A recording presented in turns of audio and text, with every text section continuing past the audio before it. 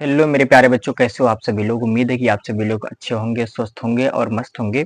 आज का हमारा मेन टॉपिक है मैथ क्लास 12 चैप्टर 3 का। आज हम लोग इंट्रोडक्शन परिचय को देखने वाले हैं।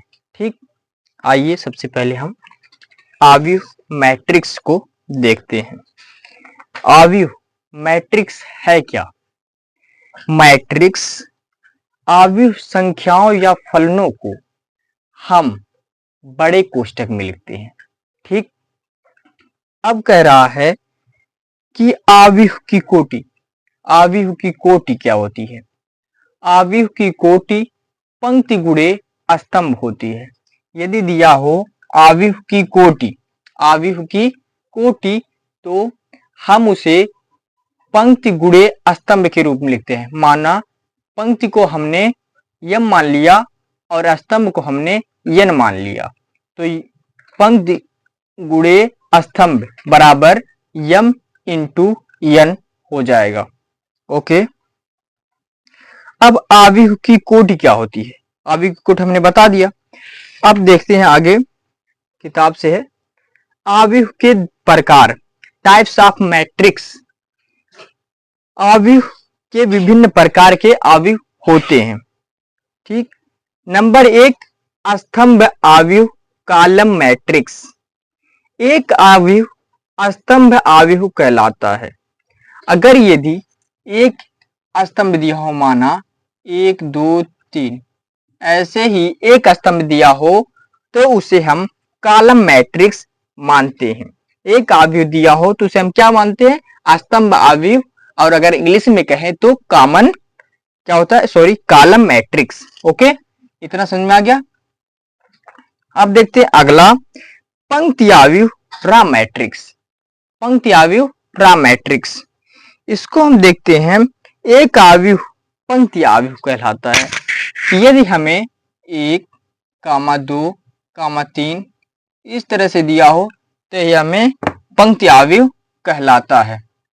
ओके, यह पंक्ति आव्यूह कहलाता है। और अगला देखें, तीसरा वर्ग आव्यूह। वर्ग आव्यूह क्या होता है? वर्ग आव्यूह होता है यम इंटू यन। एक आव्यूह जिसे पंक्तियों की संख्या, एक आव्यूह जिसे पंक्तियों की संख्या स्तंभों की संख्या के समान होती है, एक वर्ग आव्यूह कहलाता है। अतः एक यम इंटू यन आव्यूह वर्ग आव्यूह कहलाता है। यम इंटू यन को वर्ग आव्यूह कहते हैं, बराबर वर्ग आव्यूह, वर्ग आव्यूह कहते हैं। ओके, इतना समझ में आ गया। अब आगे बढ़ते हैं। पंक्ति गुणे, अगर आसान शब्दों में देखें तो पंक्ति गुणे स्तंभ को भी हम लोग क्या कह लेंगे? वर्ग आव्यूह। यदि यम बराबर यन और उसे कोटि यन का वर्ग आव्यूह कहलाता है तो उदाहरण के लिए हो सकता है जैसे 1 2 3, 3 2 1, 1 4 3 वर्ग आव्यूह। ओके, इतना समझ में आ गया। अब हम आगे बढ़ते हैं। आगे बढ़ते हैं, वर्ग आव्यूह तो हमने यहाँ पर लिख भी दिया है। ओके, अब आगे बढ़ते हैं। पॉइंट नंबर 4 विकर्ण आव्यूह। हमने देखा है वर्ग आव्यूह को, अभी देखा है स्क्वायर मैट्रिक्स को। इस आव्यूह में पंक्ति तथा स्तंभ समान होते हैं, कोटि बराबर यम इंटू यन होता है।